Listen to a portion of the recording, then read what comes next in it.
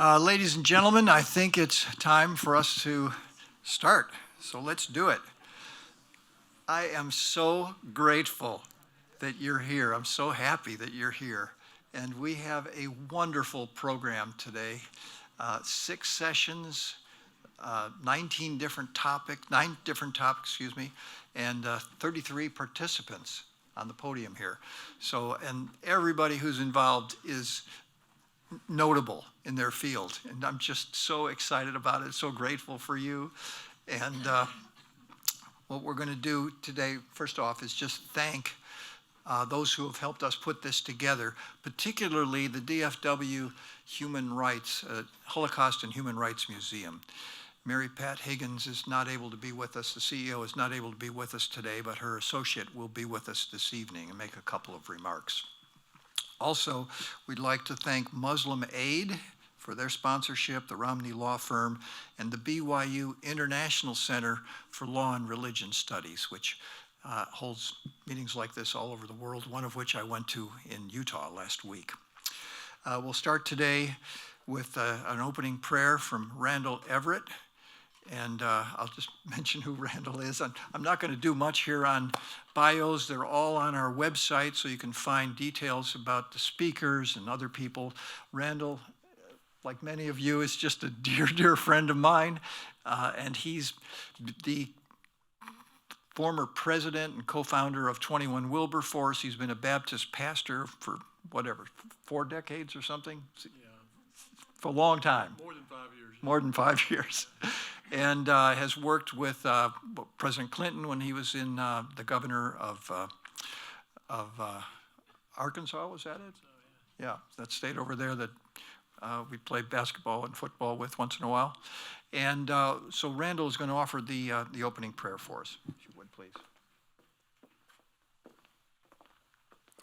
Just on behalf of all of us, we appreciate Bill and his leadership to help pull this together today, and we look forward to the conversations with each of you. And we bow together in prayer. Dear Lord, you are our God, and we love you. We come before you with graciousness and gratitude, but also with humility and respect and with reverence. Lord, you are our creator and our redeemer. You created us in your image and likeness in order that we might know you and that we might have fellowship with you and love for one another. Lord, you're our Redeemer because you've had to rescue us from our own selfishness and our own eagerness to be recognized and applauded by others. Lord, for our greed and for even our prejudices and our hardships. Lord, we thank you that as Creator and Redeemer, that you have brought us in fellowship with each other. And today, as we come representing so many different groups, we come with our own sets of sorrow and pain. We pray for those who are living in areas of wars and conflicts, those who are living in poverty, and those who don't even have food to sustain them or their families. Lord, I pray that we'll not forget the importance of being our brothers and sisters' keepers. Jesus, you taught us that blessed are the poor in spirit, for theirs is the kingdom of heaven. Blessed are those who mourn, for they shall be comforted. Blessed are the gentle, for they shall inherit the earth. Blessed are those who hunger and thirst for righteousness, for they'll be satisfied. Blessed are the merciful, for they shall receive mercy. Blessed are the pure in heart, for they shall see God. Blessed are the peacemakers, for they'll be called children of God. Blessed are those who are persecuted for the sake of righteousness, for theirs is the kingdom of heaven. Lord, we pray that you'll fill us with your love and with your mercy, with your grace, with your hope, and with your joy. In thy name we pray. Amen.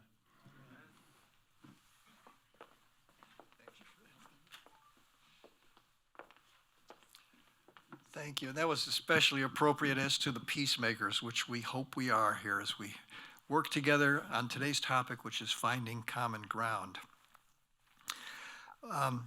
What I'd like to do is sort of introduce the whole session here. We have 3 different topics, all relating to finding common ground. So I'll introduce them. And again, I'm not going to take the time to read their bios. They're all on the website. And I'm not even sure, they might even be in your packet.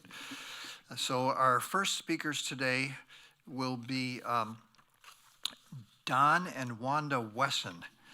And they are going to tell us about the struggle they had and finding common ground with the city of Addison as they wanted to rebuild a black church there in that community and what happened with them. Don is a physician, a medical professional, has been in many, many ways. His wife is involved in a lot of community activities. In fact, I'll just read a couple of things about them.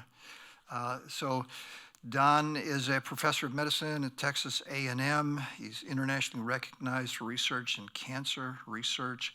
He is an undergraduate from MIT. He attended Washington University School of Medicine. He's got a degree from Baylor University. He's a research fellow at the University of Illinois. He's got an MBA from the University of Texas.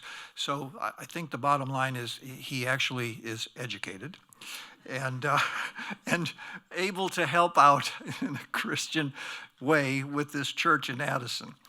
His wife has been very involved with the March Dimes over the years in many ways, and she's been especially involved in developing what's called the Honey Child Program, faith-based prenatal curriculum for African Americans. Great people. So they'll be first speakers. We'll then hear from Salman Bajani, who is the only, I know the first, maybe the only Muslim member of the Texas legislature. And he's also an immigrant to the Lone Star State when he was 19 years old. He went to the University of Texas, owned some private businesses, got his law degree from SMU, a diploma from Oxford University, started his own law firm.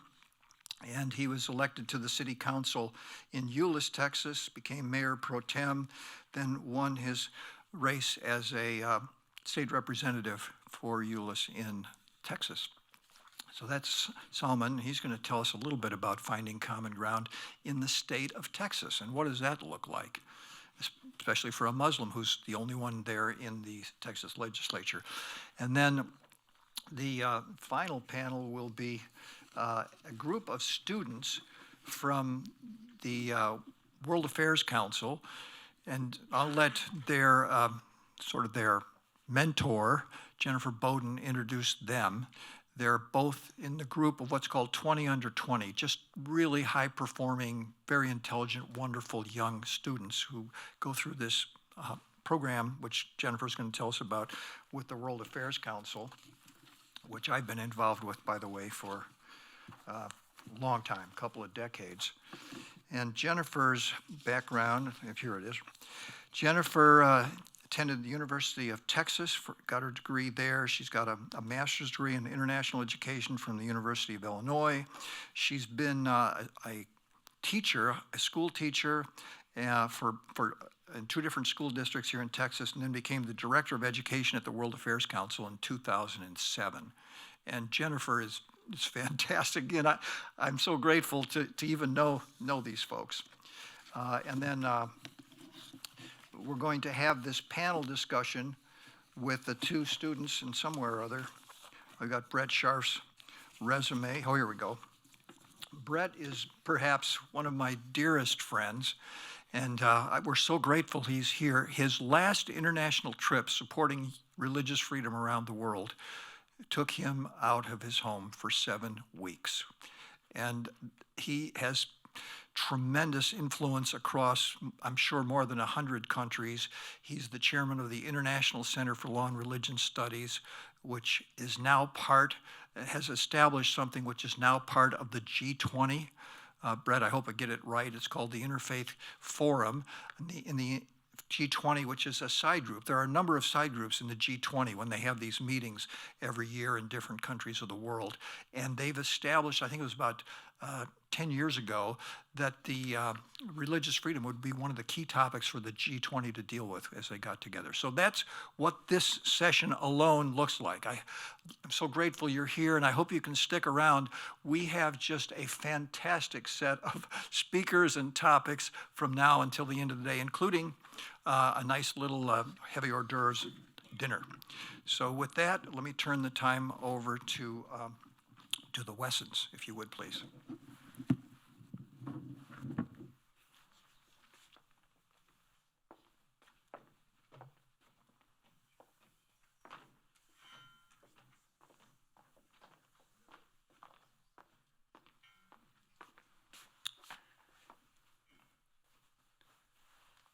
So first of all, let me thank the organizers for giving us an opportunity to bring the White Rock story, at least a portion of it, to you.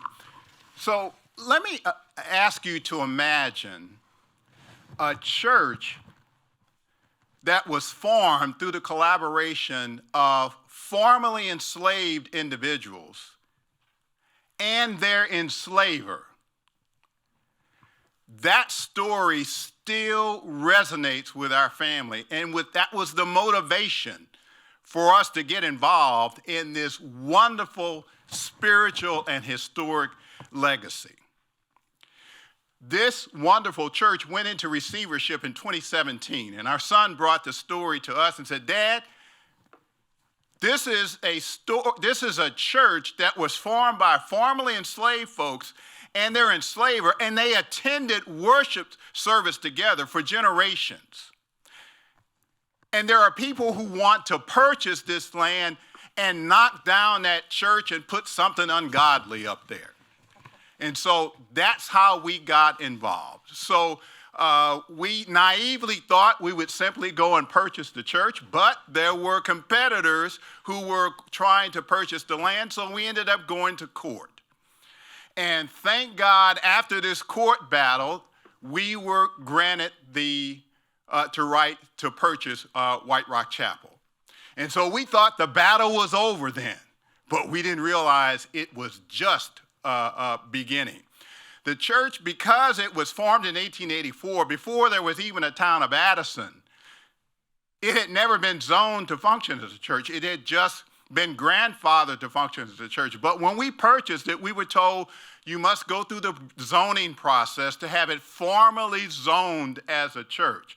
And that gave the surrounding neighbors an opportunity to battle us for 5.5 years to keep us from getting zoning. And that was the beginning of what we initially thought was a nightmare, but what really has turned into a blessing. Because we wanted to remodel the chapel, we submitted for a building permit, and then that's when the battle started. Because we had to submit these papers to get a building permit, we had to put together, in fact, God sent us all of the expertise that we needed in order to submit for this zoning, architects, engineers, legal help, all of what we needed, God sent. And so because the neighbors had come up with such a formidable opposition, the town council asked us to work with the leaders of the opposition to come up with a special use permit, or SUP, consensus thereon, that the town council would presumably approve. After 3.5 years of multiple public town hall meetings, multiple individual meetings with the leadership of the opposition, we came up with it, which in retrospect was a very restrictive special use permit. It limited the number of times that we could meet, the number of people we could meet, the times at which we could meet. And as my wife says, fortunately, the town council turned us down. That then led us to collaborate with First Liberty, who came onto the scene, and First Liberty pointed out to the town leadership all of the constitutional guidelines that they had been violating over the years that we were fighting with them. And despite that our being turned down in July of 2023, in December of that same year, 2023, we received unanimous approval because of the leadership that First Liberty had exemplified in that process. And so because of that, we are now zoned to function as a church, and we're beginning what we thought was going to be the process 6 years ago of fundraising to support the remodeling of the church. And the long-term vision is to build on that original legacy that those early Texans had, the formerly enslaved and the enslavers, of reconciling to come together and form a church. We would like to build on that reconciliation ministry and would love to have additional partners. Your prayers, your resources, your input, we invite all of you to contribute to that upcoming and ongoing mission of reconciliation through White Rock. Girlfriend, you want to add something? Yes, I want to just bring the personal side of this whole endeavor. My mother grew up in Denton County, and my family, the Hill family, was a part of the 27 formerly enslaved families that actually left Dallas and moved to Denton County, and they formed the Freeman town in Denton County. So as this group of individuals, these enslavers, they actually created a little city, a little town inside of Denton. And because of that, they actually grew, and they continued to grow to over 500 families. They had their own town, they had their own pharmacy, they had their own doctors, they had everything that they needed to function as a town. But lo and behold, in 1903, the College of Industrial Arts for Women opened up in the northern section of Denton County.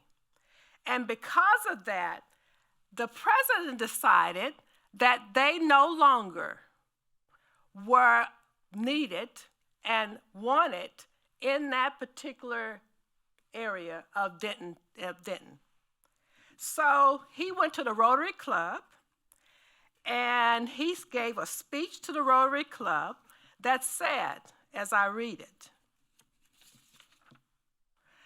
"We could rid the college of this menace of a Negro quarters in close proximity to the College of Women, and thereby remove the danger that is always present as long as the situation remains with the individuals, the Negroes, that are there, and that we could do better business in a way that would not fracture our county." So they put before the county, the Chamber of Commerce put before the county, that they would have an open election with a bond issue for $75,000 to create this park in Denton where Quakertown was established. So, lo and behold, my great-grandfather, Hill, he decided to fight them. And he went before the council and said, "This is not right, and we are not moving." Well, later on that night, after that council meeting, Ku Klux Klan came to his residence in Quakertown. That's when he decided it's not worth it. We will move. So they moved Quakertown and relocated them in 21 acres in what was called Solomon Hill in 1922. So because of that, and our awareness that was made in 1980, that we were a part of the inheritance of the people who were part of Quakertown, we then went before the council and we got them to at least change the name of that area from the Civic Center of Denton to Quakertown Park. And that's the beauty of what I felt when my son first brought it. They have taken enough from us. They can't have Quakertown. They can't have White Rock. And that's was my personal side of why I wanted to be a part of the efforts of continuing White Rock Chapel of Addison as the only church in Addison. And we want to continue that legacy because of the redemption that has been shown and the resiliency and the place that God wanted to survive since 1884. Thank you.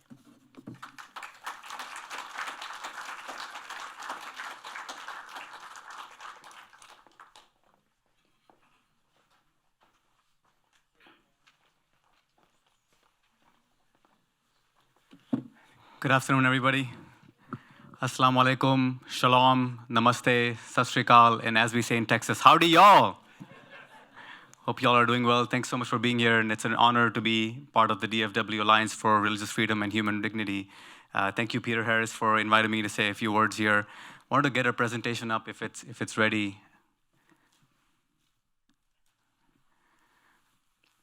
I wanted to sort of give you a glimpse of, while they're getting it ready, I'll just quickly talk through it. I want to give you a glimpse of my sort of life and my journey, because this conference is aptly named Common Ground, Building Common Ground. And that's exactly what I've done my entire life. And I continue to do that as a state representative. I'm really honored to represent parts of Dallas-Fort Worth area at the Texas Capitol. Representative Salman Bojani's story is one of hard work, tribulations, and community. In 2022, he was blessed to make history as the first Muslim and the first South Asian ever elected to the Texas legislature. But prior to that, Salman was a young Pakistani immigrant navigating a new country. His earliest time in the US was spent mopping gas station floors for $6 an hour.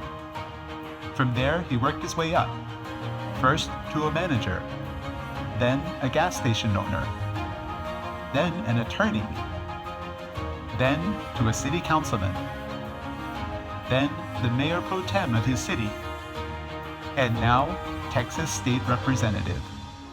Representative Bojani's time in the Texas legislature has been defined by hard work and passing meaningful legislation.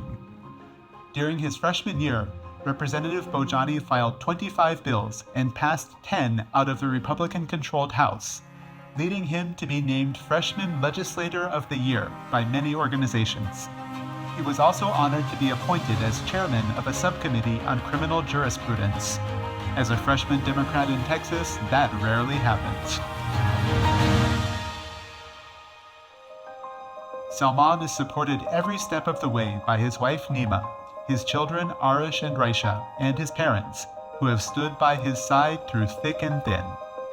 It's been a humbling experience for Representative Bojani, and he is honored to have lived the American dream. If we can put together I was talking about the presentation, if you can pull that up, that'd be great. But, again, as I say, without my family support, I would not be here. And there's another person I want to give a big shout out to. As you all saw, we did a lot of work at the House. There's actually another member of the Texas House of Representatives right here amongst us, all the way from Austin. Let's give it up for Erin Zwiener, Representative Erin Zwiener. If you want to stand up and just be recognized. Yeah. She's done such a remarkable work for our community all over the state of Texas, like we do, right? Even though I represent North Texas and she represents Austin, we file bills for the entire state of Texas. And I'll quickly wrap it up with this presentation. It's not working. Can you move on to the next slide? How do I? Sorry. This clicker is not working. Sorry, we're having technical difficulty. Oh, there you go. Okay.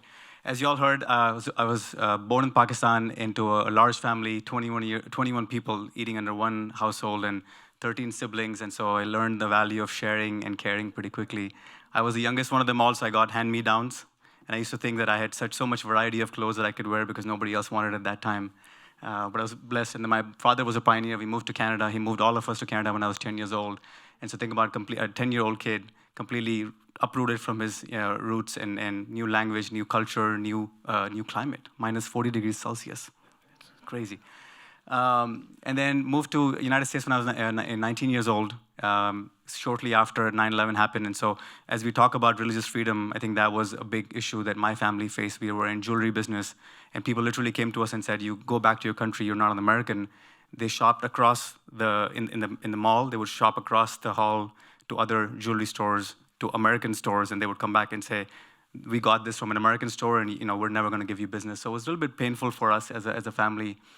And then I graduated in IT profession with the UTD at the worst possible time again. The dot-com bubble bursted, and I didn't find a job. So I worked at gas stations, mopping floors. You see a picture of mine. That was actually when I got promoted to a cashier, because at the beginning I was mopping floors and cleaning restrooms and stocking shelves for $6 an hour. And I just had to make 3 jobs to put food on the table and live up to my family. And then by 2008, I'd worked so hard, and borrowed money from the bank, borrowed money from the family, and was able to be a successful business owner. Had 6 gas stations all over the DFW Metroplex. When I decided to go to law school, I don't know why did I think about that, but it was just something awakening inside me. My daughter was born in 2008. I felt she would ask me one fine day, as Muslims, we don't drink alcohol. Why are you selling alcohol? Why are you selling cigarettes? And I felt that she would ask me that question, even though she was just born. But there was an awakening inside me, and so I said, okay, I want to do something more honorable. And law was something that came up in the picture. By the way, Representative Zwiener is also going to law school, and she's in her final semester and will be an attorney just like me. And then, I graduated law school in 2013. It was a 4-year degree. It was an evening program, so I could go to my businesses in the morning, in my gas station at 6 a.m., and then go to 6 p.m. in my class at SMU. It was a long day, 4 long years, but again, made it because of my family support and all the hard work. And then worked at Haynes & Moon, as you saw, and then started my own firm. These are some of the people that work, and every year we have, during Christmas time, we do a Spirit Week, and we wear ugly or unique sweaters, and we tell our clients, rate us from 1 to whatever, and then they give us some rating on social media. Having good culture is important. Not until 2016 did I get actually politically active. I felt that everything was going well. My focus was making money. Representing the community in that way was not my focus at that time, right? Because I had to put food on the table. But as soon as I made it, I felt like, Muslims and South Asians have not been on the table. They've been on the menu for far too long. And when 2016 happened, our former president instituted a Muslim ban from 7 Muslim countries on January 20th, 2017, as soon as he took office. That was the first executive order he signed. And I felt I saw people detained at the DFW airport just because they were Muslims. And I felt, as an attorney, how could somebody discriminate based on my faith? That's a constitutional right and protected. And so I ran in my city of Euless, ran for city council, saying that we need a seat at the table. And I was the first, humbled to be the first minority ever elected in the history of the state of Texas, history of the city of Euless, in a minority majority city. I'll quickly go through that. This was the campaign, and I want to show you, so there's a lot of Islamophobia. I knew that there would be Islamophobia. I didn't realize how much, to what extent. There were a lot of people that said, there were 3 kinds of things, right? That you're not American, that you need to eat pork to get my vote, or that you're going to bring Sharia law in city of Euless, or you'll make women wear hijab, and all sorts of things that they hear on media. And then there were also death threats against me as well at that time. And then this was a flyer mailer that was sent to all the households in Euless. And if you look at the circle part, religion was a big criteria in that, in my opponent, right? This is the mailer that was sent by my opponent. But at the end, a positive message always resonates with more people. That's what I realized, right? Those people that were giving me a lot of hate were very minor, a small view, small people, a number of people that were giving me that hate.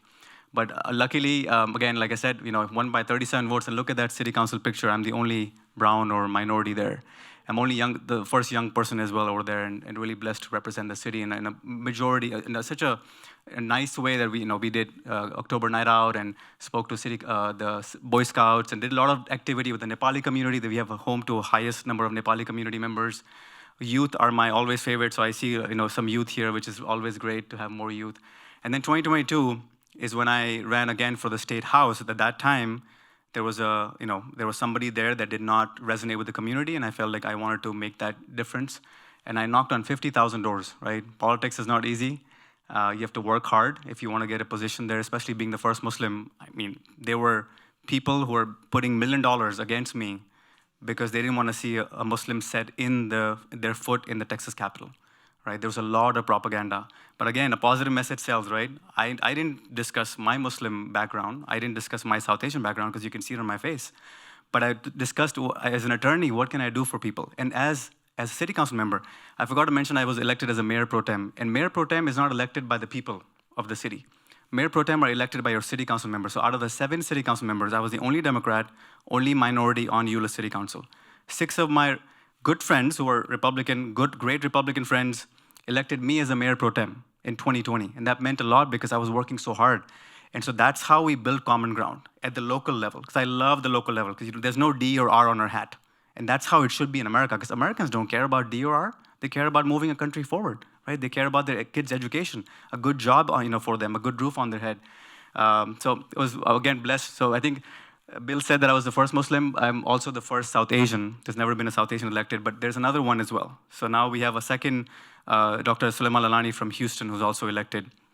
So I'm not the only one in the House. And this is another building common ground, right? I use this example all the time. I've taken literally 180 selfies with 180 state representatives and senators, right? And I've taken, obviously, one with Representative Zwiener as well, but that's one way for me to get common ground. And Representative Zwiener knows I would go all around the Capitol and trying to take selfies with all the state representatives and state senators, because that builds, hey, when we talk about our family, why are you here? Everybody's, by the way, I don't know if you all know this, state representatives make $600 a month. By the time you take out, my insurance and taxes, I pay the state $200 every month to serve as a state representative. So none of these are there to make money, right? They're there to serve the community. They may have different ways of doing that, which is totally okay, because diversity is great. They may be coming from a different religion, which is great. And so because I became the first Muslim, I swore on a historic Quran, 200-year-old. John Adams, our founding father, had a copy of this Quran that I swore on. And so I brought it to the Capitol and opened it to a chapter in the Quran that says, God has created you into different tribes and nations so that you can get to know one another, that you should form cooperative relationship with each other and work on what you have in common despite your differences. And this is exactly the topic for today, and this is exactly what I've done. And that's why if you come to my Capitol office, the Quran is open to that specific verse, because I like to work in common ground way. And so I got sworn in on January 2023. And then February or March is when Ramadan started, the holy month of Ramadan, where people were fasting. And so some Muslim staffers at the Capitol told me, Representative, would you be able to place a Quran at the chapel at the 4th floor? I don't know how many people know this, but there's a chapel at the Texas Capitol on the 4th floor. Please go visit that, especially now that you'll know more about it. And so there has been a Bible forever, right, which is great, but there's no other religious text, right? And remember, I'm always fighting for interfaith. And so I brought the Quran. I got permission to bring the Quran in the chapel. And it got stolen 2 days later, which is another story I can get into later on. Once we found it, we put it back, and then I said, okay, I'm not just fighting for my faith. I got the Jewish community involved, and I said, let's bring the Jewish Torah to the chapel. And so we brought the Jewish Torah. You see that on the bottom. And then on the top left, the Hindu community, the Bhagavad Gita. We brought the Bhagavad Gita to the chapel as well to fight for all interfaith dialogue and all that. And we had multiple days at the Capitol. By the way, Peter is going to help me, and we're going to host a LDS, Latter-day Saints Day at the Capitol, or Mormon Day at the Capitol. We're going to do a Jewish Day at the Capitol. We're going to do a Muslim Day at the Capitol. We'll do it as many days as the Capitol to bring people to your House of Representatives. I think a lot of people are busy doing their own things, and I understand that, right? We all are busy, but you need to go to your capital where laws are made in the state of Texas that affect you more than the laws that will affect you in the federal government. So I hope we can bring them, and so I try to bring all people to the Capitol. I was named the Freshman of the Year, okay? And like I talked about, I can't leave this presentation without saying how important my family has played a big role. I'm here today because my wife is holding down the fort in my work. But then, when I decided to climb Mount Everest Base Camp last year, they allow me to do so many great things that are very unique that nobody does or cares about. And then lastly, I'll just say, it's been a great journey, right? When I was mopping floors at gas stations for $6 an hour in 2003, I never knew that I'd be here sitting one day, right? And that should inspire each and every one of you. If I could do this, any one of you, the young kids, anybody could do this, because this is nothing. I don't have any proprietary. I didn't do nothing. I didn't do anything extraordinary. I just worked hard. And that's what I love about America, right? An opportunity is given to everybody equally. If you work hard, you'll get it. But let's work together in a commonality to say how we can get more religious interfaith together. I hosted an iftar at the Capitol last year. There were 60 state representatives that attended, and some of them even fasted with me during the month of Ramadan to see how it feels like to live in the life of a Muslim during the month of Ramadan. And so I'll do the same thing, and if there's anything that I could help y'all, look, I filed 25 bills, passed 10 out of the House, Republican-controlled House, because I work across the aisle more often than not. So if there's any ideas y'all have, please reach out to me. Here's my contact information if you want to take a picture of that. This is my cell phone as well. Please reach out if there's anything that I could do for y'all. I'm here to serve. Use my office as an interfaith office in the Saturday. I'll leave you with one last thing. So every year since I've been in America, my kids, I want them to pray for Eid during the Eid, the festival of Eid, that we have after end of Ramadan. We go out and pray in the morning at 9 or 10 o'clock. And every time I would say, hey, like kids, right? Let's go pray together as a family. They would be like, oh, I have a star test. So I filed a bill that says that on star tests, on any religious holy days, there should be no star test. So we can celebrate Yom Kippur, Rosh Hashanah, I also put Christmas on there, Vaisakhi, Vaisakh, Diwali, Eid, all the religious holy days are holy for us. No child should have to pick between practicing their faith and going to school because they're both important. And in this legislature, it passed out of the House and the Senate, and it is now in law. And this year, I've gotten so many calls from Muslims saying that this was the first Eid that they were able to pray as an entire family. So we have a lot of power in our hands. Let's use it to the best of our abilities, and thank you so much with that. We appreciate it. Oh, also, Bill, if you'd like to come up, and Peter, I have a formal resolution from the state of Texas, and Representative Zuner, if you want to come up as well, please, so that we can present it together as state representatives. I know this basically just talks about, please come on over. Yeah. Oh, I may need to step out. Is that okay? Quickly do it? Okay, I'll present it to you all at the back. Thank you so much. All right, take care. Let me do it here. Thank you.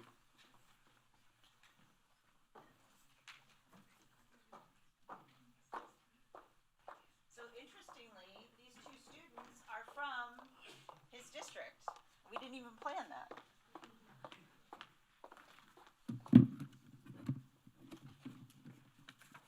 So I'm the Director of Education at the World Affairs Council, and let me ask you all and invite you to participate with the council. We are a nonprofit, we are nonpartisan. We have 4 different sort of areas. One is our education work, which we'll talk about. One is our international visitor program through State Department. One is our speaker events, which is sort of the face of the council, and one is international services. Our education program serves over 6,000 students in DFW, high school students, about 650 teachers every year. All of our programming is free for teachers and students. We have about 70 programs every year. We just had one on Saturday about homelessness. We have one next Saturday on the election, and having a bipartisan discussion, respectfully. We focus on international issues like national security, global economy, environmental issues, human rights. And these events are offered in person, online, after school, and on weekends. All of the clubs are free, and they're called Junior World Affairs Councils, or JWACs for short. These programs can include speakers, service projects, socials, career days, academic, art competitions, discussions, awards, travel, workshops, a lot more. So if you know any teachers, we have 2 applications open right now. One is to the UAE. We need more teachers to apply. It's completely free. We're guests of the UAE government, and it's open on our website. Also, we have 55 clubs at area schools. They can be small, they can be big, teacher-led, student-led. They can be combined with Model UN or debate or any other clubs. And the students can earn global leadership certificates for participation. Teachers can earn a stipend for participation. And so any high school teachers or students you know, we invite them to be part of our organization. It's called World Affairs Council of Dallas-Fort Worth. So they can find all the information there.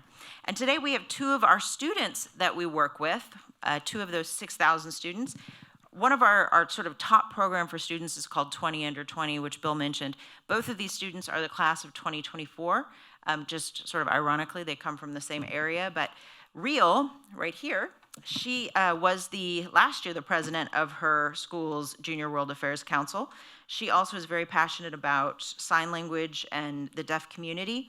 She's also very passionate about the Sudanese Civil War. That's where her family is from. She's currently at UT Arlington, and she's studying public health so that she can bring that to overlooked countries around the world. And then next to her is Aiden, and he is a senior right now at Trinity High School, which they may talk about a little bit. It's pretty impressive, HEB-ISD, very, very diverse. He's part of the International Baccalaureate Program. He's president of the JWAC Club. He is very involved in leadership roles around his district. He's also a volunteer right here, a student volunteer at the Holocaust Museum.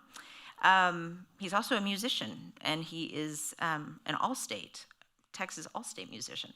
So thank you both for joining us today. And do we have a, okay.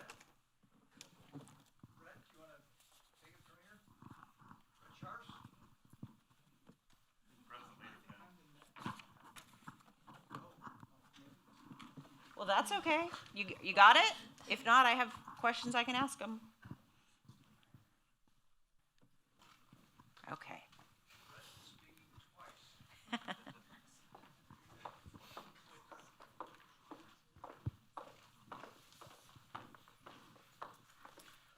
All right, thank you. Is this working? Oh, there it goes. Thank you very much for being here with us. One thing that we think about continually is the rising generation and how to interest the rising generation in things like religious freedom and human dignity.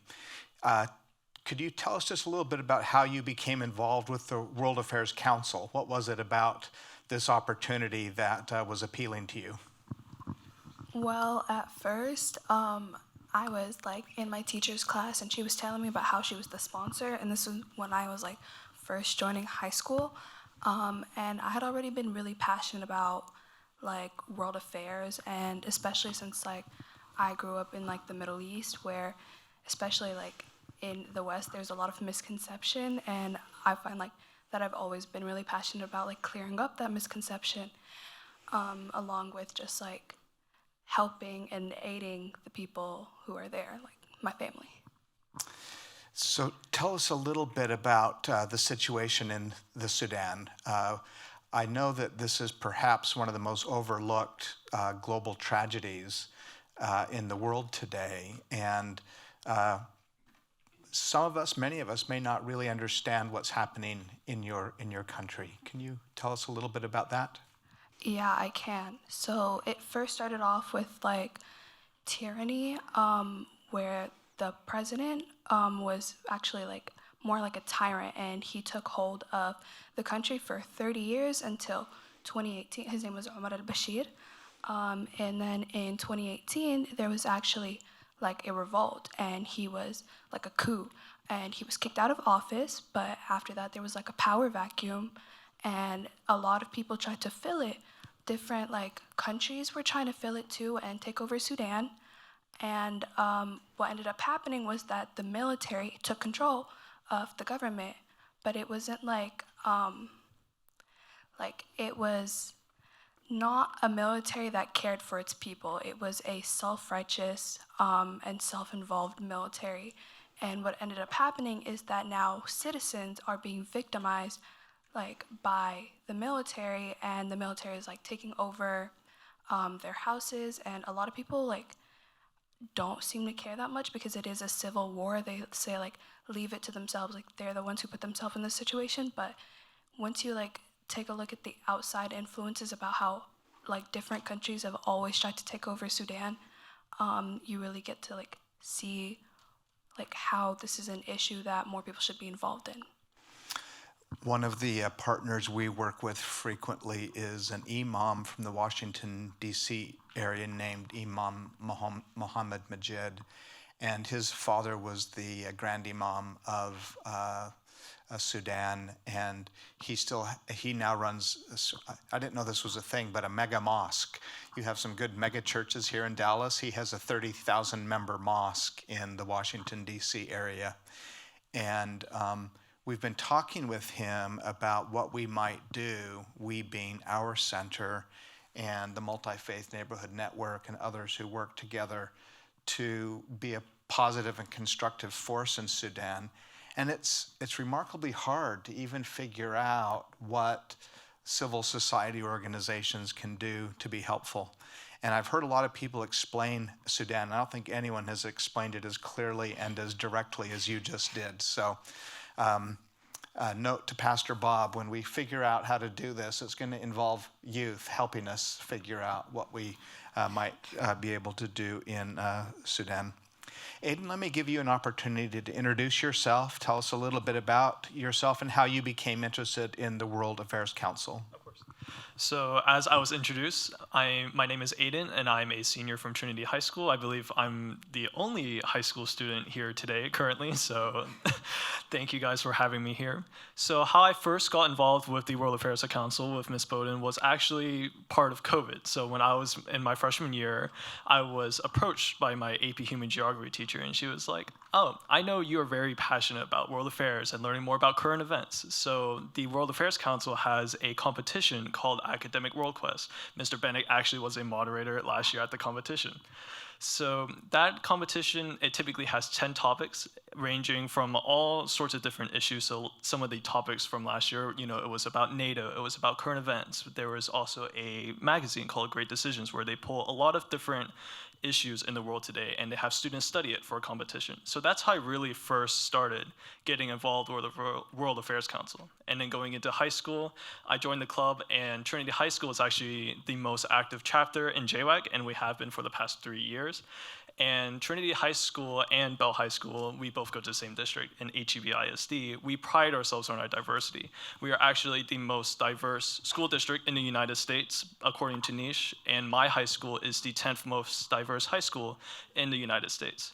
So we really pride ourselves on our community and the culture that we have. And the Junior World Affairs Council and the World Affairs Council as a whole is just really important part of our community and our education. As you were being introduced, we heard just a little bit about the 20 Under 20 program. Can you just tell us a little bit about your experience with that program for those of us who may not be as familiar with it? Yeah, it was actually something that the president who was before me, he also got the opportunity to be in it, and my teacher, the sponsor. She actually nominated me for it without telling me, and then she was like, "Hey, they're gonna email you something. Just fill it out real quick." And I was like, "Oh, okay." But I ended up filling it out, and it was mostly just it asked me about my community service, what I've done to help out with the community. JWAC is very into community work and how you interact with others and such, and I just filled it out, and I just talked about how I'm active in, especially with genocides. I'm very passionate about genocides, especially as my people and the Middle East, what's going on right now, and just the deaf community. I also work with kids, and I guess they just really admired that, and I got the opportunity to join the program. So, yeah. Thank you. How about you? And for me, it's kind of the same story. My sponsor was like, "Oh, you're going to get an email and you're going to fill it out." And she said that to all the officers, and she was like, "You guys are going to fill this out." And when my sponsor says, I'm just like, "Okay, I will." And then, so we filled out the application. The application process, we went through the same application process. So I'll speak a little bit more about the program itself. So like the name represents 20 under 20, there's 20 students under 20 years of age. And once you get selected to be a part of that program, we attend a 3-day leadership training in June. So last summer, me and Rio were both at the trainings. And just to tell you a little bit more about the trainings, we bring in speakers. It's kind of more like a conference/session. So we had a lot of speakers. We had someone from the Mexican Consulate General. We had a neurologist from the Center of Brain Health. We just had a lot of different diverse perspectives and diverse careers to help develop our awareness and our global competence, whether it be about public health, whether it be about business or about religion. So all those different things. And the 20 Under 20 program is just bringing together a group of high school students that are so passionate about this, who want to learn more, and who can bring all those ideals back to their own community to help students in our district and our schools become just more aware in the world. Thank you for that. It sounds like a really valuable program, and I'm glad you were selected to be a part of that. So as you noted, Aiden, as you look around this room, a lot of us are a little bit on the older side, certainly of high school and first year in college, second year in college. Tell us something you'd like those of us who are not of your generation to understand about your generation. There are certain stereotypes we have of each other, and I don't want to really try to reinforce the stereotypes, but what is something that we may not know and appreciate about teenagers today that you'd like us to understand? Aiden, let me start with you this time. So I think one of the things about my generation, of course, I can't, speak for the entire generation. I'm just a part of it. But speaking from my own experience and from my school and in the context of religious freedom, a big stereotype I would presume is that teenagers don't care or are just ignorant of, all the social issues and all the global issues that are happening around the world. And to an extent, I do believe that is true. A lot of teenagers and a lot of kids are just unaware, or they just are not, they're not in the mindset and they're not at that age where they really care about those sort of issues. But at my school, I'm in the IB program, which is a program, an international program dedicated to expanding global awareness, to expand our mindsets, and to just more encapsulate what the world is. So in our IB program, we talk about we talk about global politics, we bring in social issues. We are actually required to talk about global issues, whether we're writing in English, writing in math. We are required to bring in these social issues so that students are more aware.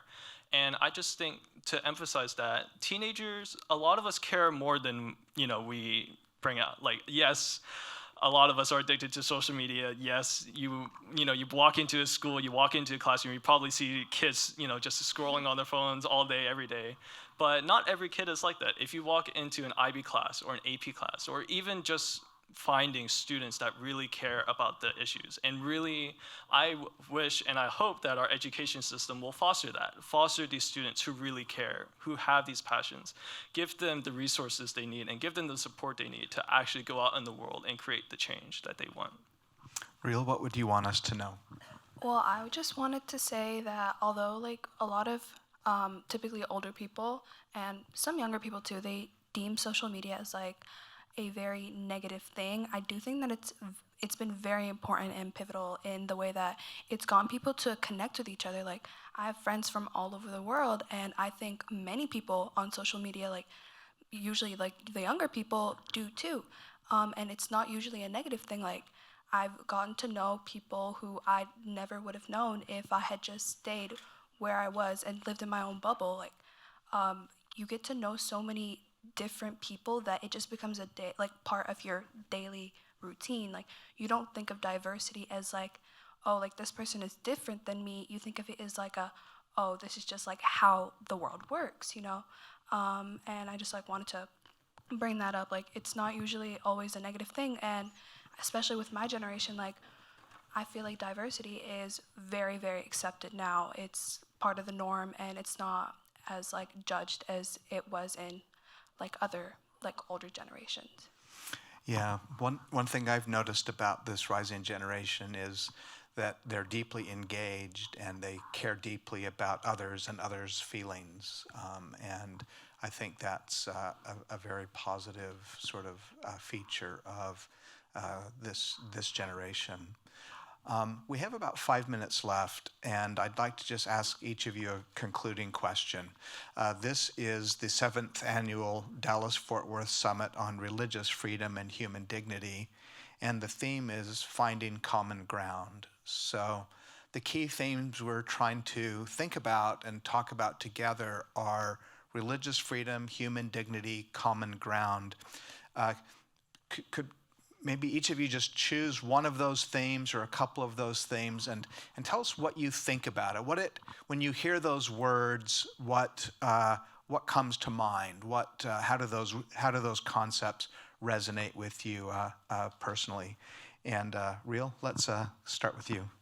Well, for me, obviously, it's a really personal issue because, surprise, I'm Muslim.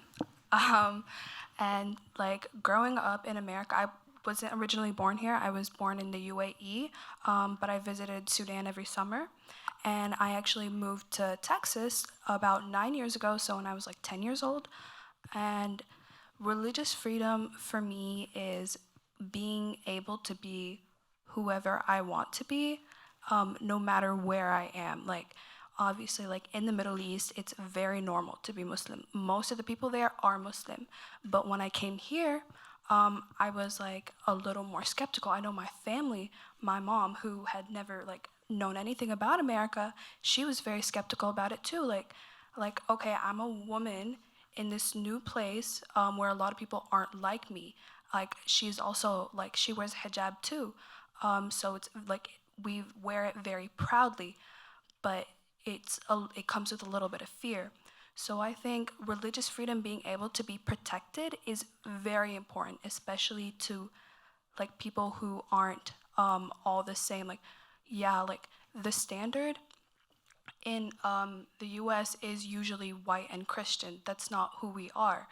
But I feel like for the most part, it has had its struggles, but like I don't go to school every day terrified of like being oppressed or being hate crimed. And I think that's able to like be held up because of religious freedom being protected, especially by the First Amendment and such. Oh, thank you, Aiden. I think for many of us, we understand when we're part of a minority the significance of something like religious freedom in a way that's a little more specific than when we're part of a majority. And the reality is we're all part of a minority. I mean, even a Christian in Texas is a minority somewhere not too far away. And I think globally, if we can all remember that we are part of a minority and that we have co-religionists who are trying to live their faith in Egypt or in Sudan or in Korea, it's important for us to be able to shift those perspectives from majority to minority, and I can see that that's something that you're able to do really effortlessly. So thank you. And Aiden, final word to you. What resonates from those concepts that we're here to talk about?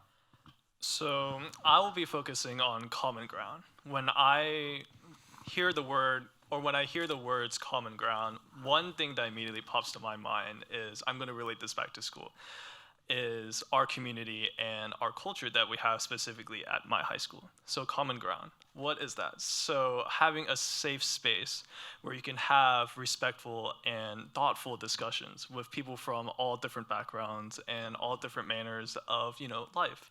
And my district is surrounded by, our districts, a lot of them are majority white districts, so they're not as diverse as our district. So I'm very glad that I am brought up in a district that I am, because every day I go to school. Just went to school today.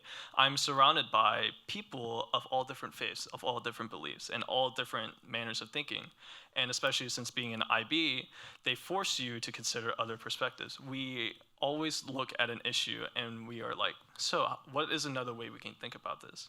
And since we have so many people with different beliefs, it always makes for an interesting discussion. But the one thing that relates back to common ground is having a safe and respectful environment, not attacking the other person for what they believe, not attacking the other person for what they say, but taking into consideration what they say and thinking about it, and then responding back with your own beliefs, but not exactly in a violent or aggressive manner. And I believe that common ground is just like that, having a safe and respectful space where we can have interfaith discussions, where we can have people with different beliefs and different ideas to speak freely and to increase our awareness, and just for us to have more thoughtful discussions, because that is something we are lacking in our society today. All right, let me ask our audience to join me in thanking Nabil and Aiden for their very thoughtful and inspiring words.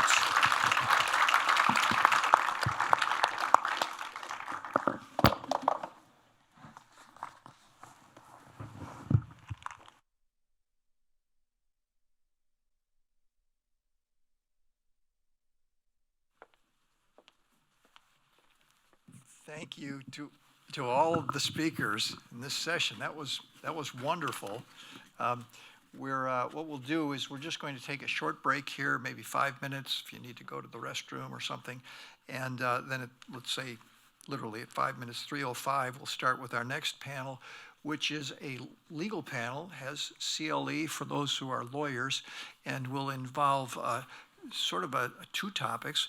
We'll be talking with the folks at First Liberty about wins that we've seen in the Supreme Court, how the law has changed over the last 5 years or 6 or 7 or 8 years in very significant ways. And then also Senator Brownback will help us understand what big problems still remain and are even growing in the United States. And I want to just make one little point here. We used to give you 5 brochures at these summit meetings about religious freedom in the workplace and school and in the public square and so forth. We're not doing that because those brochures were written years ago and they don't apply. The law has changed so significantly. We're trying to get all these brochures rewritten now. And I'm not even going to go further with that. I'll let our next panel talk about it. So let's take 5 minutes and we'll start again.